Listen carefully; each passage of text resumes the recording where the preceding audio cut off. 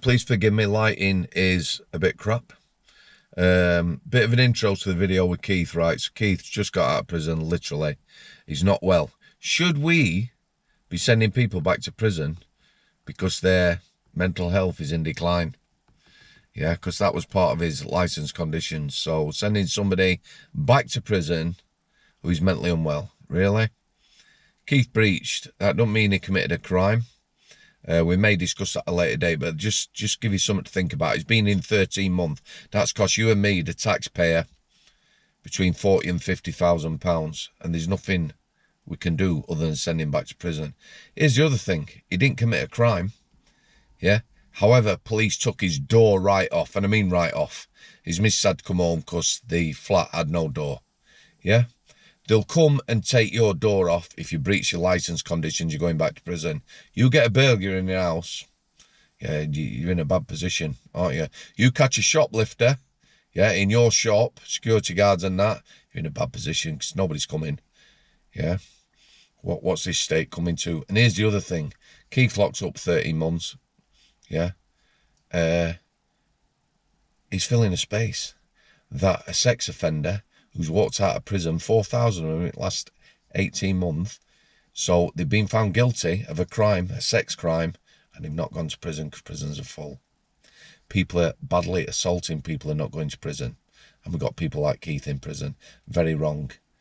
He's not in a good place at the minute. I want to thank him for his interview. We'll get back to him when he's a better place, but, you know, he's going to be around anyway. We were talking before he got locked back up. Yeah, hoping you're in the best place possible. Cheers, thanks for coming. Al City. How do? Keith, it's now Thursday. Got out of prison on Monday. What time did you get out?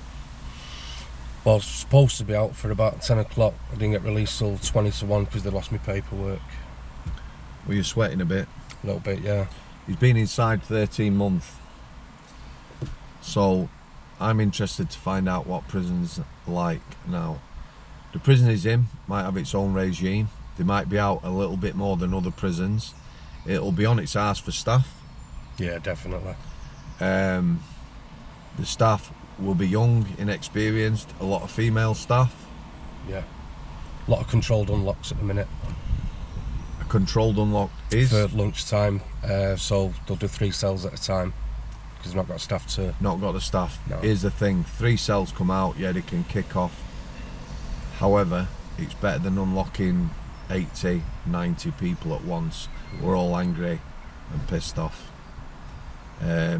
Controlled unlocks everywhere. That's bad, that. So let me tell you now, before we get into Keith, and like I said, it's things we're not going to touch on.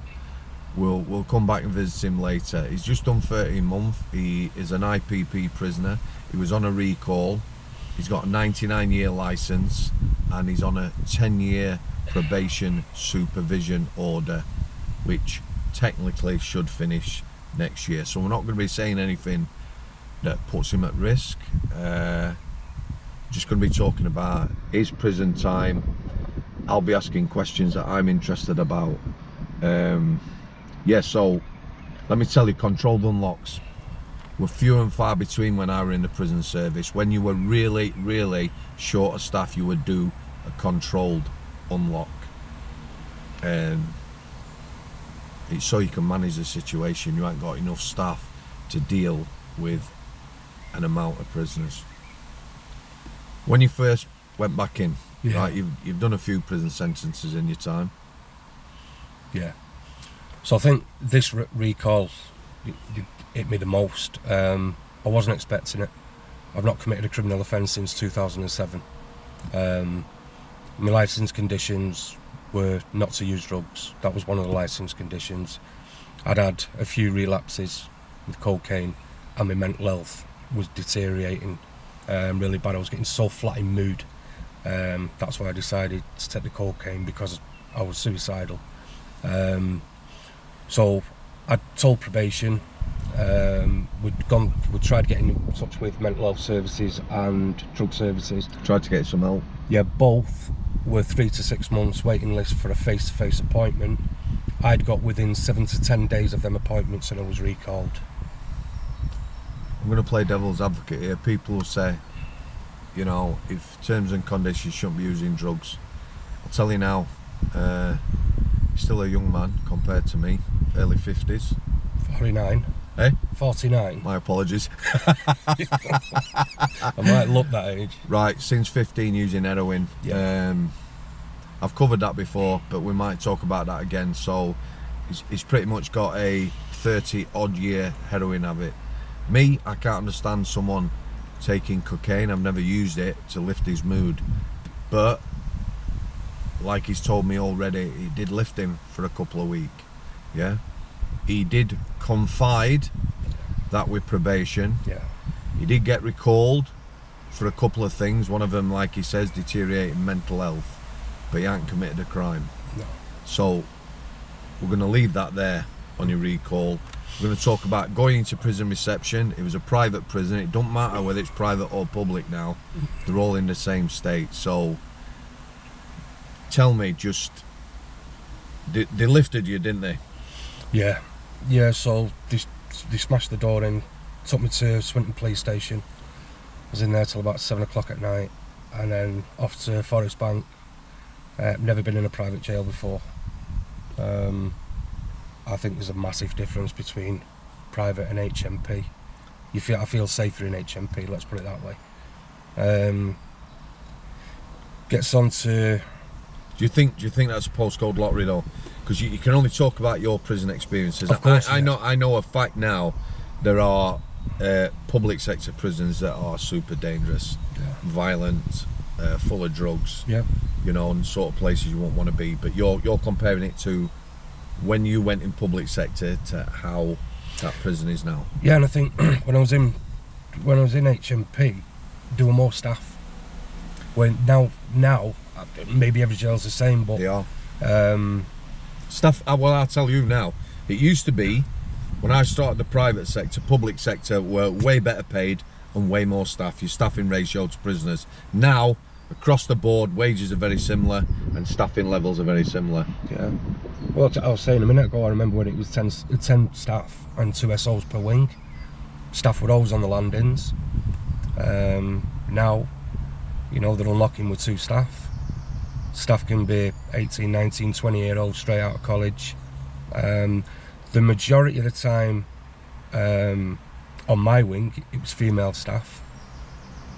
Young girls just getting terrorised, basically.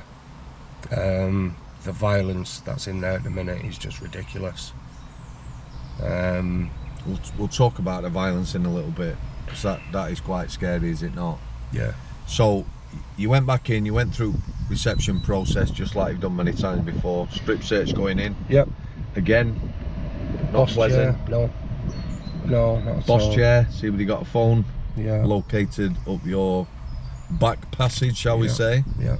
Did you take one in? No. Did you take anything in with you? No. Didn't get a chance, did you? No. No. I couldn't even grab my medication. Right, okay. So you go back in, you go through reception. Yeah, I spoke to a nurse. This was the first scary bit, because I'm on addictive painkillers and they said we don't stop them. I was recalled on the Tuesday and they said we probably won't. No, I was recalled on the Thursday, I think, and they said we'll not have the tablets until the Tuesday, which I knew would have been sending me into a poorly state. Would you be rattling? Without a shadow of a doubt. What, within a day? Yeah. They give me an alternative medication. Yeah. How were they? Were they all right with you? Yeah. Healthcare in there were okay. The staff were all right? The good standard, yeah. Nurses were brilliant. Yep. Really helpful, supportive. But having said that, the staff were. The officers are. But I'd just gone straight into a dark place. I didn't want to talk to anybody. I didn't want to be around anybody. I didn't want to come out of my cell. I didn't want to eat. I couldn't sleep. Didn't want to phone home. The phoning home thing came within 4 or 5 months of being in. I just went into a nervous state. It was like I was fearing something that wasn't there. You know, I felt nervous all the time. So to phone home, I had to gain the strength, put the courage up for an hour before I made a phone call. Again, just let me explain about Keith being an IPP prisoner on recall. He could have been in for the rest of his life. It does mean he has to go for a parole to get out, but he was in 13 months. It could have been 26 months. It could have been 4 years, 5 years, 6 years. So he has got that hanging over him as well. Well, I went in for mental health, and because I'd used drugs, so straight away I was signed up to the mental health team and drugs team. So in prison? Yeah, working with both of them. Yeah. Within 6 months, both files were closed. I'd done so much work, gained 9 certificates for in-cell work while I was there. Just to... You have to do that, don't you? Yeah, if I'd have just sat about in my cell and gone up for a parole hearing, then that's the time when they'd have suggested or recommended what they wanted me to do, which would have probably kept me in for another 12, 18 to 2 years. Right, so just explain a little bit about the regime. You said you got a job as a cleaner. Did you get that quite quick? No. I didn't work for about 6 months. Okay, so just tell me a basic day as you started in prison. So unlocked 7:30 in the morning, till about 10:30 in the morning, and then you're locked up till lunchtime.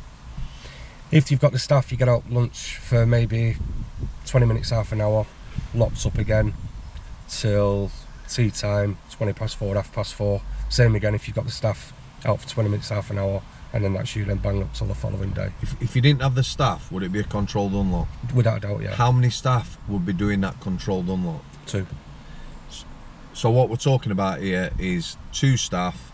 There's around about 90 prisoners on a normal wing there. Yeah. That's 2 staff, 3 cells at a time to let people out for the food. So it's going to take a while, innit? If they have 3 staff, then you'd get out for that 20 minutes, half an hour. And you'd get that association from 7:30 till... But more often than not, it was a controlled unlock. Yeah. Would you have a controlled unlock for tea as well? Yeah. Once you got your tea, then you're banged up? Yeah. So for me now, I know you getting out 3 hours a day is pretty good compared to a lot of places. Well, especially with pandemic. Yeah. You know, coming out of that, I didn't think we'd get association back at all. I think they'd got used to that regime, and I think the lads had got used to it as well. But again, that affected a lot of So people. when you're out for your 3 hours, did you just stay on one wing? Were you on different wings? One wing. Through your sentence? Yeah. Do you think you stayed on that wing because, you know, you've been in prison before, you never caused trouble in prison, complaint, you got a cleaner's job and you just get on with it? Yeah. So they left you there because you're going to keep me. If you're on my wing, I'd have you as a cleaner and I'd keep you on there because I know that's one person I don't have to worry about. I think the last 4 or 5 sentences I've been a cleaner or surgery worker on the wings. Visits orderly. On reception. that wing, how safe did you feel when you were unlocked? And this isn't a reflection on Keith's character when I'm saying this. What I want him to convey is, right, these people who are confident in themselves, you know, maybe used to being around violence, can handle themselves or whatever. I'm not talking about that. I'm not suggesting he couldn't look after himself or whatever. What I'm saying is the atmosphere, the general atmosphere, the wing, you know, the people who were on there, how did it feel? Did it feel safe? You know, just... I mean, I've been in the thick of it in previous years, but again... What do you mean in the thick of it? In the thick of it, again. Like if there was something going on, I might have been involved, you know. Now, the IPP sentence changes everything, Sam. As I said to you before... It does for you, because... Yeah, because I said to you before, there's people getting in your face because they know you're IPP and you can't do nothing. Can you? If you do get involved, that person will lose their telly for 2 weeks. I'll get a 2-year knockback and I'll lose my telly for 2 weeks, you know. But the atmosphere, there's race wars going on in there at the moment, Sam, and it's a scary place, you know. It was going off every day. The bell was going off. Alarm bell every day. Every more day. Than once. Yeah, more than once. Meal times, association, you know. Just let me explain again, right? So general alarm bells, officers, they have personal alarm on your radio, and there's a general alarm on every wing. So 2-3 times a day, bells going off? Yeah, people getting cut. Cut? Yeah. Slashed? I said, my friend, a lad had gone up to his cell, Asian lad, gone up to his cell, started talking to my friend's door was locked, started talking to him through the spy flap, but whispering. My friend couldn't hear him. He said, come to the side of the door so you can hear me through the gap of the door. My mate's put his ear to the side of the door. This lad had got a ruler, melted 2 razor blades to it, gone down the side of the door, and slashed him straight down the face. And that's when he's behind his door locked up, where he should be safe. I'm taking it he ended up going to hospital. Yeah, he did, yeah. And he didn't come back on our wing. I don't know where they put him. Did he not? No. I would have think he wouldn't. So when he says he's a race for, is it like gang wars? Yeah. Yeah. Yeah, definitely. So again, you can't afford to get involved. No. How did you manage yourself when you're out? So you know things are going on like this. What do you do? Just keep to yourself? Well, for the first 6 months before I got cleaner's job, I wouldn't come out of my cell apart from for meals, shower, do my canteen, back behind my door. And I was actually asking the staff lockers back up. When I got yeah, of course. And when I got the cleaner's job, I did my job straight behind my door. I just pushed my door to. We keep it to yourself. Definitely, yeah. That's because your mental health's not good. Yeah. And yeah. also you're an IPP. Yeah. How much violence were on your wing? Was it daily? Was it bubbling all the time? It was potentially always there. Yeah, it was always there, yeah. It got to the stage where it was daily. Probably went from 2-3 times a week to every day somebody's getting a good hiding, cut, sugar and water in the face. Liquid napalm, Yeah. hot water Yeah. with sugar. Yeah. So you've said before there's a lot of young staff, a lot of female staff, and your wing mostly were female staff. Yeah. How did they deal with that? Well, in reality they can't. If it goes off... Well, they two hit- lads won. they You know, hit the bell. if I'm on a wing with another experienced officer, Yeah. and something's going off, like you can't manage it on yourself. No, they hit that bell. They'll get involved when the backup comes. And how much backup were coming? 20, 30. And how long would it take to get them on the wing? Oh, not a minute. Not a minute. Well, They'll be there. that's a good response. We didn't get that Yeah. response when I was at that meeting. Yeah, they'll be there in a minute. And everyone to stand around, or they just go behind the doors, put them behind the doors, deal with the incident. No, that's the strange thing about Forest Bank. When it kicks off and the staff run on, they just deal with the incident. You're left out on the landing watching. When I was in Strangeways, when they ran on that wing, they locked everybody up. The staff on the wing would deal with the incident. Yeah, and everyone would be behind the doors and you won't come out again that day. And that's a good thing because it gives everyone time to calm down. Did you have people that you did socialise with? Yourself? Or did you keep yourself to yourself? You're not alone, are you? You are quite a sociable person. Yeah, I think one person, my mate Dicko, who was my next door neighbour, I spoke to him more than I spoke to everyone else, but even the staff noticed. Even the staff were pulling me, asking me what was wrong, saying that, you know, if I was stood on landing, I was distant, and I was always asking to put behind my door. Were you worried that you won't get out? Oh yeah, without a doubt. That's always in your mind. I didn't think I'd get this parole. No, not at all. Because you don't usually get your first parole. We're not going to talk about the parole. When I first got locked up, probation said 12 to 18 month waiting list for parole later. I waited just under 12 months. We'll not talk about the parole. Again, it's something we might talk about later. Just tell me anything you can tell me that, you know, like I said, getting out 3 hours a day is pretty good. A lot of the prison services locked down pretty much 23 hours a day. Some's worse than that. Controlled unlocks.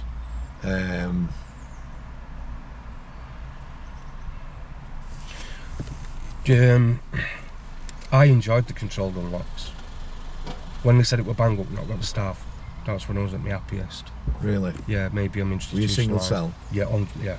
Did they still have double cells on the ones and single cells on the twos there? Yeah, high risk, single cell. You can be high risk because of your health, or high risk because you just don't abide with cellmates.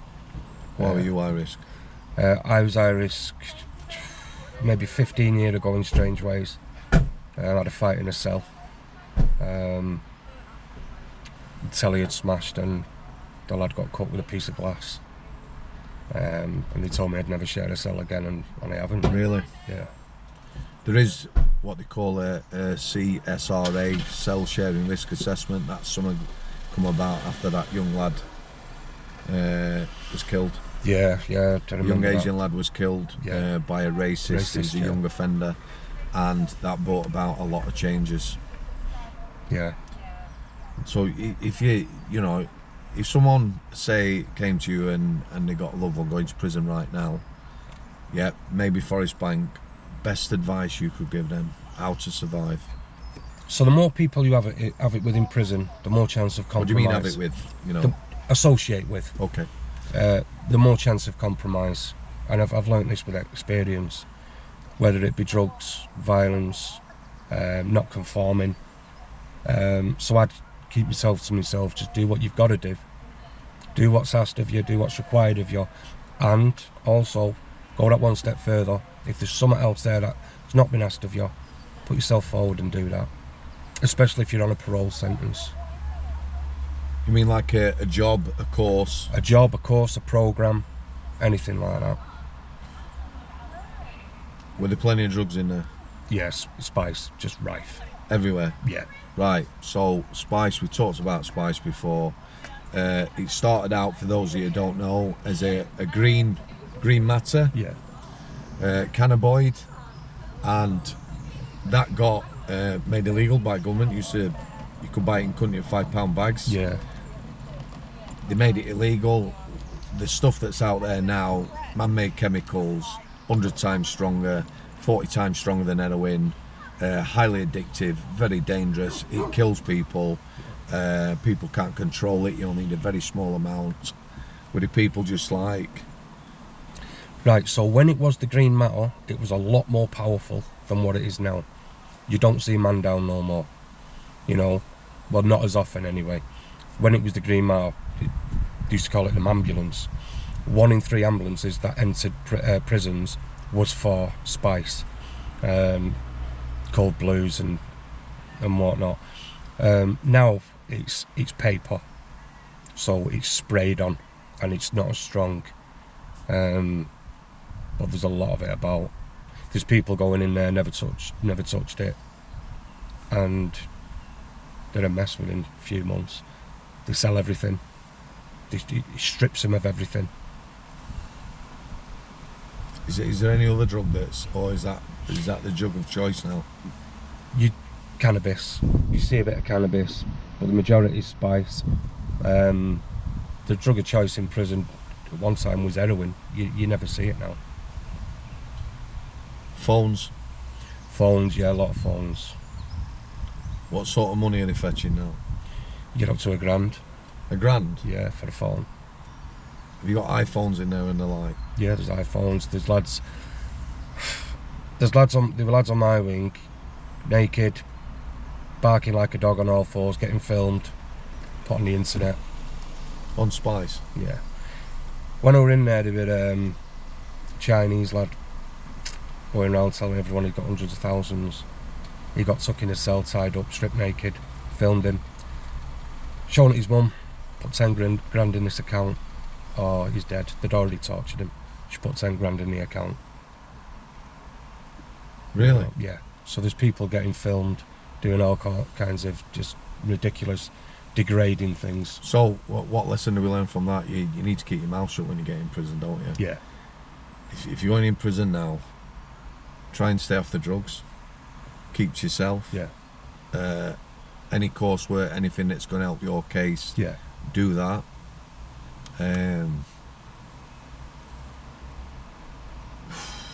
Don't get involved in nonsense as well, you know. I mean, I almost got a good hiding for defending a member of staff because of the way someone was talking to her. She was only 19, a slip of a girl, and this lad, the way he was speaking and what he was saying to her was just disgusting. So, I stopped. One lad was kicking the shit out of a member of staff. I've pulled him off I got him in a chokehold, wrapped my legs around his body till staff got there. I did get a good hiding for that. So just keep yourself to yourself, stay out of other people's business. It's just not worth it. I was already living on my nerves before that's happened, so after that it was just... You're just watching your back constantly. Yeah. And it used to be at one bit, if someone even said something wrong to a female member of staff, they're going to get filled in by the cons, weren't they? The cleaners and server, Yeah. when I've done jail, you back the staff. It's as simple as that. No matter what people look at it, you back the staff. That's probably why you get the job, you know. You can handle yourself, and you will be there if a staff member needs you. Oh, now, listen. Yeah. Sorry, go on. Now it's not like that. You back a staff member and you're in a world of trouble, especially from the young lads. It's definitely us and them now, isn't it? Yes. The culture's changed. Yeah, and it used to be us and them, and then it changed. Now it's back to that. Is that because we've got no dynamic security, no staff-prisoner relationships anymore? It's because it's all young staff. A lot of them have got no life experience, so Do they look terrified? they look terrified. Some of them are really aggressive because they feel they need to be aggressive, you know. But it's not good. It's not to get a response, is No, it? I told a member of staff, the way she was speaking to people, and I said, look, you don't have to do that, you know. I said, you know, your training starts when you hit these landings. And she said, what does that mean? I said, what you're taught in your training, you're going to find it completely different on these Training's landings. bollocks. You don't learn nothing. Yeah, and I told her that, and she simmered down after about 3 weeks of being there. You could just see the change in attitude. What do I always say? Treat and speak to people The way you, how you want to be spoke to, and treat yourself. yeah, Don't it? yeah. It don't matter how big you are in there. It don't matter if you had 2 big screws on a wing. They talk to people like shit. They're going to get it, aren't they? Yeah. They're going to get filled in. Don't matter. You're not bigger and more powerful than a wing full of lads, are you? No, I watched a female member of staff get swilled. She was foreign. I'm not sure where she was from. Big lass. Swilled. Explain. They were piss in a pot and bleach. And he walked up to her and threw it in her face. Went in her mouth. She's a big lass, maybe 6'3", big build, foreign, spoke down to people, shouted at people, but like again, she'd only just started in the job. She probably thought she had to do that. Do you know what? The best advice I can give people when you go into prison, right? Give everyone a chance, be humble, Yeah. and speak and treat people how you want to be spoke to and treat. But again, you're not taught that, are you, in your training? No, you're not. That's the first thing you should say. Can I just ask you about the drugs and phones? They're obviously coming in, no problem. We've got new phones, big phones. They're not coming up people's backsides, are they? No. So,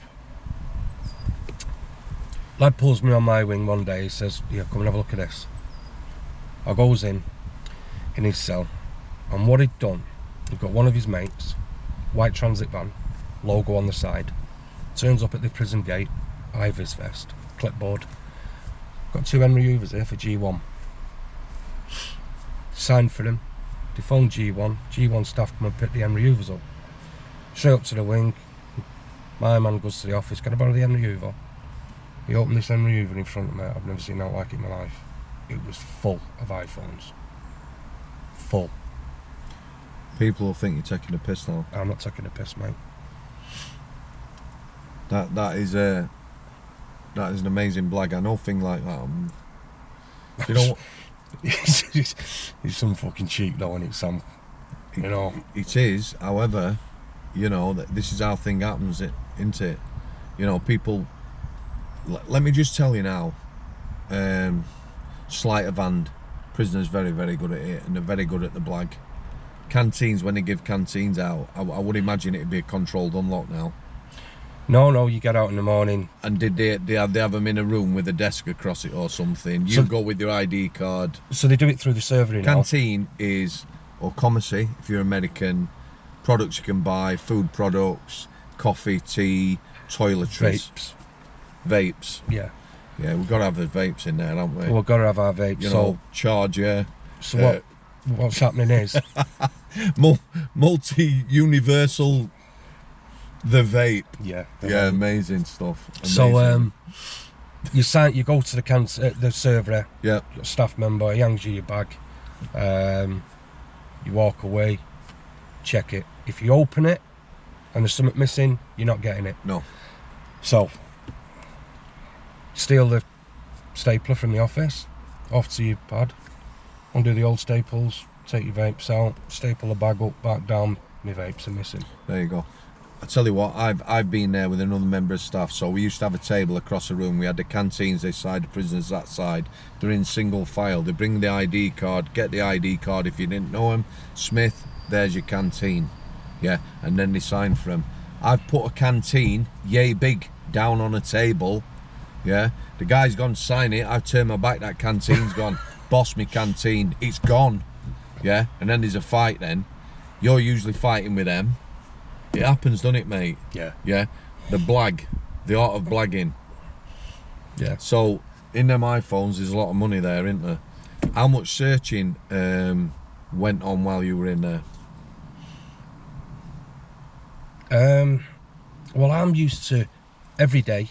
Yep. Staff come and they do LFCs. Yeah. They check the lights, the bin windows, blah blah blah. Yeah. Every day. You just come in your cell. It's an observational check. Bang the bars. Make sure I don't put them through. That's it. Doesn't happen anymore.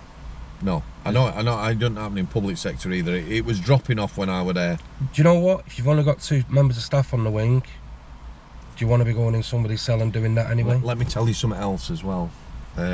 So when I used to work with one of my mates, used to have a couple of pillowcases. So he'd take stuff. He'd take excess laundry, pillars, all stuff like that, towels out of people's cells. Yeah. Pain in the arse when they do that. Yeah, it's a pain in the arse and it causes conflict, doesn't it? Yeah. Yeah. It's intimidating. Yeah. And again, that's something It's prisoners like being are very, burgled. yeah, of course it is. It's another thing prisoners are very good at. We don't do the basics as officers now. Very little searching. To be honest, drugs and phones, they're never going to stop coming in, are they? No, I know the one at Cleaners got caught with 20 sheets of spice. He didn't even get a nicking for it, didn't even lose his job. I don't know why, Sam. It didn't make no sense to me, it didn't make no sense to the lads on the wing neither. Phones, listen to this. I've known lads get caught with phones, go down the seg, suspended sentences. It used to be an outside charge. It did be for having a phone in prison, you could get 2 years added to your sentence. Yeah. Well, I'll tell you now, that nick 20 years ago, phones used to go out in bag. One of the managers once said to me, Sambo, come security on your way out. Yeah. Give me a bag. What's in there? Mobile phones. What do you want me to do with them? Get rid of them. Yeah. They were finding that many, and they get fined for every phone they find. I was just going to mention They that. take them off people, and they just go out that back door. Yeah, and the more fines they get, the credibility, the reputation, so suspended sentence. However, Sodexo have just got another couple of nicks, haven't they? Got Loudon Grange. and the one in Liverpool. What's that? So this nick that Keith's been in, it's been in special measures, change of management, governors sacked, all sorts going on. Yet that company has just taken over 2 more prisons. Can't do enough for a good company. Keith, we're going to leave it there, mate. Do you want your brown envelope? Brown envelope we're going to do separate. Right, okay. So that is prison now. If you're going into prison, a loved one's going in prison, you need to keep to yourself. Don't take drugs, don't borrow anything. There's no such thing as, somebody giving you something in prison. Oh, I'll tell you what I want to ask you about. Because somebody asked me about the no smoking ban. Yeah. That came in a long time ago in prisons. If you smoke, can you get tobacco in prison? Yeah, of course you can. What's it cost? What does a Rizzler cost? Right, a Rizzler would probably cost you £10-15 canteen. For what? For a pack of Rizzlers. A pack of Rizzlers? It'll cost you £10-15 canteen. I've known people pay 25 quid for a roll up. If you're talking a 25 gram pouch, you're looking at 500 quid. And people are paying it. Sorry? Yeah. Don't say that again. 25 gram pouch, 500 quid. And people are paying What it. would a 25 gram pouch cost me in the shop? 30 quid, 40 quid. No smoking in prisons. Keith, job's a good one, mate. That's what I'm going to revisit him with some other stuff. That's how prisons are. That particular prison, like I say, some postcode lottery might be faring better, some less time out of cell, some more. They're all violent, very violent. Staff are getting filled in, prisoners are getting filled in. Yeah. It's a pleasure, mate. I got told I was getting a commendation for that one with the staff when I pulled the lad off and put Go the on. legs round him. Oh, yeah. But nothing ever happened. But you got filled in for it anyway. Yeah, I got filled in for it, yeah. Did the lad thank you? The officer? Yeah, he did, yeah. And he gave me vapes. Thanks for coming. No worries, I'll mate. sit there.